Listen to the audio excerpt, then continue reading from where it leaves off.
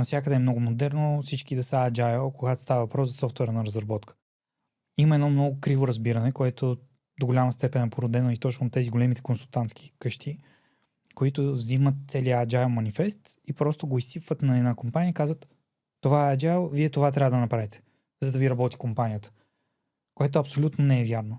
Това е в самия Agile манифест пише, че това е някаква основа, която да се вземе и да се приобщи към начина, по който компанията, към нуждите на дадената компания, която ще го ползва. И аз това съм го правил многократно. Отивам, виждам как работи, виждам какъв е процесът на работа, виждам каква е нуждата на компанията, защото включително между софтуер и софтуер има огромна разлика. Няма два софтуера, които да имат еднакви изисквания за това как да се разработят.